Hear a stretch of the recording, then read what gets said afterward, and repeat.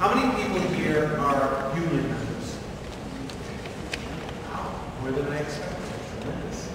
That's great. How many people know what the Employee Free Choice Act is? Oh, that's good. That's good. For those who don't know now, if you work in a non-union workplace, when you go through that door, you lose constitutional rights that we take for granted in our homes, and in our neighborhoods, and in our communities. So that, for instance, when you go to work and you walk through that door, if you don't have a union, you don't have the ability to speak your mind. You don't have the ability to assemble with other employees and talk about issues at work. You don't have the ability to hand out material to individual workers at work and to be able to talk to them about improving your wages, hours, and working conditions. That's the reality, that we don't have those rights once you walk through that door. You lose your constitutional rights in this country when you walk through the door into work. Technically and legally you don't, but as a practical matter you do. Because the remedy for any of those violations that the employer imparts on us, if we try to organize, if we try to speak our mind, if we try to get our fellow workers to talk about signing a petition because they just took away our break, or they want to cut our pay, or they want to increase our health insurance premium, if the employer fires us, the only remedy that really exists in this country, don't do it again. More than likely you will not get your job back. More than likely we will not be able to prove that the reason why you were fired is because you tried to organize a union. It's also legal in this country. Most Americans figure out when you are at work, you have certain rights that we expect on the street.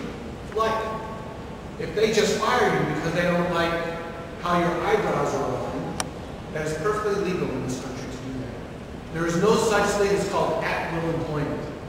What a union does is it enforces the constitutional rights we take for granted in our neighborhoods, in our homes, and in our communities, and puts it in the workplace. That's essentially what a union does. And it puts it there because then workers now have an organization, they have a group that they can turn to, that can support each other to be able to improve our wages, hours, and conditions of employment. But until you get that union organization, you really do not enjoy the constitutional rights we have on the street. This is the only country that doesn't have single payer. It's also the only country where workers have to go through all sorts of hoops in order to organize a union. In other countries around the world, including Canada, it is basically an accepted, guaranteed right for workers that if they want to have a union, that is their decision, and their decision alone. Nobody else should be able to interfere in that decision. Never mind the employer interfering with it. Whereas the culture in this country is, because we are property-based, corporate-based culture, is that if I want to organize in a workplace, it's not just my decision. The employer has to say as to whether or not I enjoy rights of association and having a union in my workplace. That is the reason why, in this country, if I want to organize a union, not only do I have to get people to sign cards, under our system now you get 30% of people to sign a union card, then you can petition the labor board to hold an election.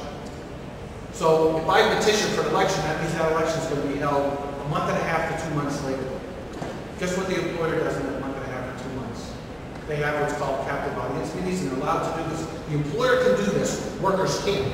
They can shut down the production line, they can bring everybody to a cafeteria, they can have a slideshow, a videotape, they can show every single facility that is closed in the last 10 years in your county, and have the clear inference, if you organize, we're going to shut this place down. That's illegal to say, but you can infer it all day long.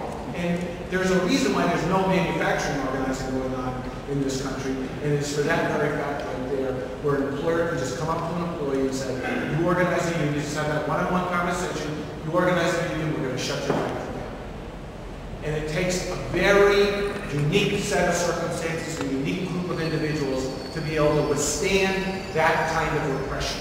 And it's a kind of repression that I would submit to you that we have not probably seen in this country, in the streets or in our neighborhoods, probably since McCarthy and definitely since the Pomerades of the early 1900s. Where essentially what workers have to go through in an organizing campaign, I'll take 30 seconds. You have to go through an organizing campaign would basically essentially mean if you did not like the leaky pipes or the fact that your light bulbs or the electrical in your house you were renting or unsafe and unhealthy for you and your family, and you went to City Hall to complain about it, the next day a cop would show up at your door, knock on your door, and say, Mr. Knowlton, if you persist in trying to correct these problems in your apartment, then I will have the sheriff's department here the next afternoon and we will evict you. That is essentially the conditions that workers in this country are under every single day. And so I would submit to you that when Ethica starts coming up for a vote, people start getting the emails, please call your congressperson, call the senators, implore on them that not only do we need the Employee Free Choice Act, but we need the card check provision of the Employee Free Choice Act. Because only then will workers in this country be able to enjoy a modicum of democracy. Thank you very much.